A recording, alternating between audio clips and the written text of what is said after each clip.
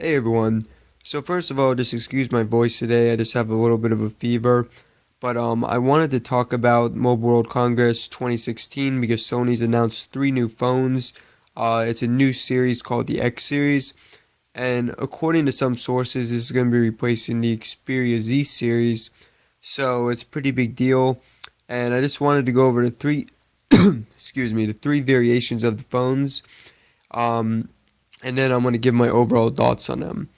So first of all, just with the Xperia X. So the Xperia X is a mid-range phone, and it has, I think the main feature on it is the rear-facing camera.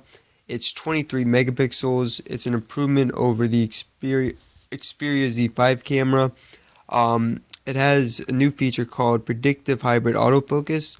So if this, what you can do is you can click on a subject to focus on them, and then the camera will predict the object's motion and it'll keep focus on them.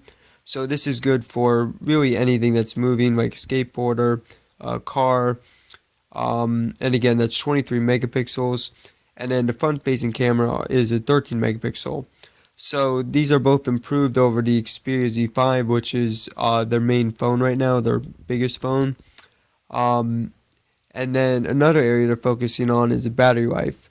Now this has a 2-day battery life, 2620 mAh, but the main feature here is it has a new feature called adaptive charging technology. So supposedly this can double the amount of times that you can charge your phone throughout the life cycle. So they said an example, they said using the old version of the battery, you would be able to charge 300 to 500 times before you lose a significant amount of your battery. But then with this, you can supposedly charge it 800 times. Um, what it does when you're charging your phone, it continuously adjusts the charging current, and that's what helps saves the battery. So I'm not sure if this helps on a day-to-day basis. For example, I'm not sure if you can get like an extra hour or two out of your battery, or if it's worse. On the other hand, I'm not sure if it's just um, overall battery capacity and how many charges it can go through. But it's still interesting and definitely a good improvement. Um, the design is similar to the Xperia Z3, so it has a curved glass display, but unlike the Z series, it has metal back instead of glass. And then the screen is 5-inch 1080p Full HD, uses Qualcomm Snapdragon 650. So you see there the 650, that's what makes this more of a mid-range phone. 3 gigabytes of RAM, and the device will be available in 32 gigabytes internal storage for single SIM and 64 gigabytes internal storage for the dual SIM variant. It also supports micro SD card support up to 200 gigabytes and has a fingerprint scanner. So the Xperia X, along with the other phones in the Xperia X series, is going to be launching in summer 2016 in four colors: white, graphite black, lime gold, and rose gold. Now the next phone in the bunch is the Xperia X8, which Sony is touting as a super mid-ranger. Now I think that this phone is the worst in the bunch. It seems more like an entry-level phone, but they're kind of treating it like a premium device because of the screen. So the screen on this is unique compared to the other phones. It's 720p, which is a downgrade from 1080p in the other ones, but it does have an edge-to-edge curved display, which is very nice to look at. Um, but aside from that, it's mostly more entry level, mid range. Uh, Pretty much all the other features are entry level, mid range. So you're not getting that predictive hybrid autofocus that you see in the X. You're just getting hybrid autofocus. 13 megapixel rear facing camera. Excuse me, which is of course a downgrade. And then 8 megapixel front facing camera, which is still pretty good for a front facing camera. Then you got the MediaTek Helio P10 chipset, 2 gigahertz octa-core processor, 2 gigabytes of RAM, 16 gigabytes internal storage with micro SD card support, and there's no metal with this phone. It's just plastic on the back. And Sony is claiming again that they're going to have 2-day battery life with this, but the capacity is only 2300 mAh. So this is the lowest of the X series, but they're touting that QNS adaptive that I was talking about earlier.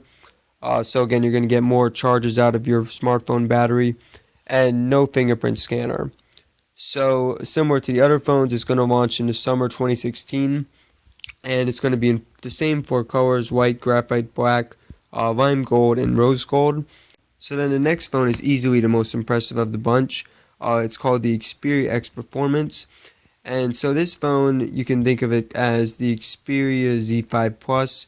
If they named it that, probably no one would have known the difference. So this has a Snapdragon 820 processor, the best of any Sony smartphone to date. Currently, it's the Xperia Z5, which has a Snapdragon 810. That's the best, but again, this is Snapdragon 820. It's waterproof, unlike the other X phones. It has a brushed metal finish on the back with the graphite black and white variants. 2700 mAh battery, which isn't that impressive, but again, it does have that QNS feature. And then it is slightly heavier and thicker than the other two, just because it has more improved specs. 5-inch 1080p screen display, same as the X. 3 GB of RAM, again, same as the X. 32 GB internal storage. The same 23 megapixel rear-facing camera and 13 megapixel front-facing camera.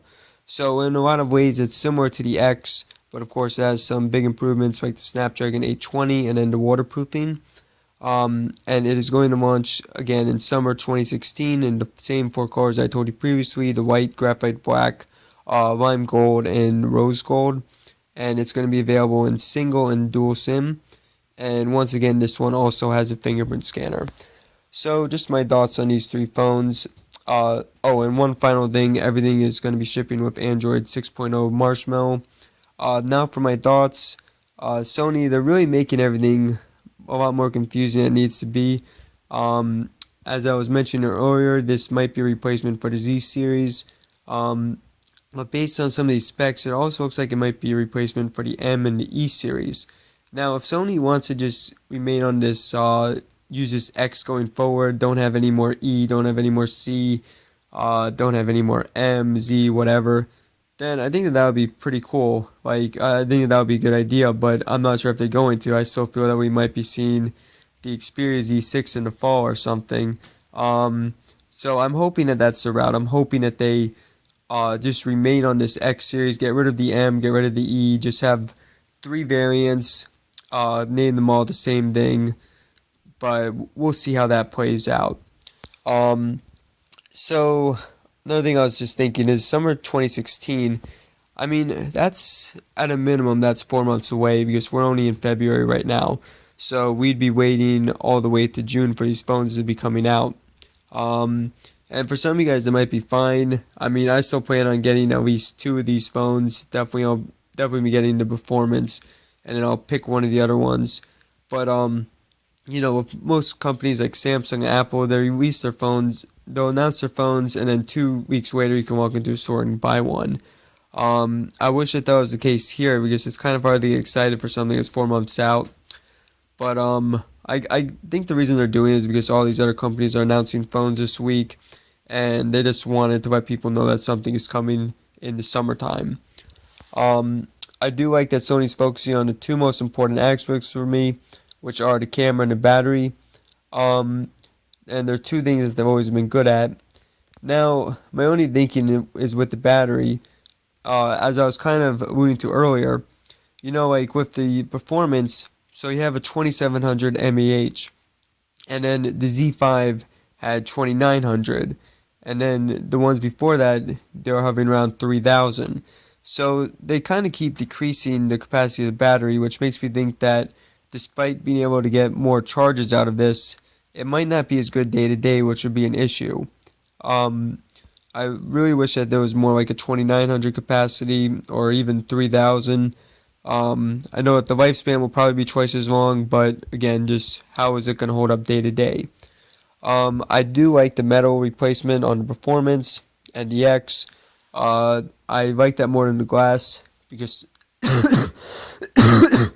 excuse me. I like that more than the glass because it's not going to break. So yeah, overall I'm pretty excited for the X, especially the X Performance. I just wish that Sony didn't make everything so confusing, and I wish that they didn't announce everything so far out. But the X Performance I'm definitely very excited for. As I mentioned a minute ago, I'm going to be buying at least 2 of these phones. One of them will be the X Performance. I'm not so sure about the other one, whether you get the X or the XA, but if you guys have any preferences, you can let me know in the comment section. And again, I know we're really far out, but if you have any preferences for color, you can let me know as well. So yeah, everyone, thanks for watching. Again, sorry for my voice, just really not feeling well today, but I wanted to get this video out, just talk about my thoughts on it. I also wanted to hear from you guys, see what you guys think about it. Yeah, so everyone, thanks again, and please let me know in the comment section what you think.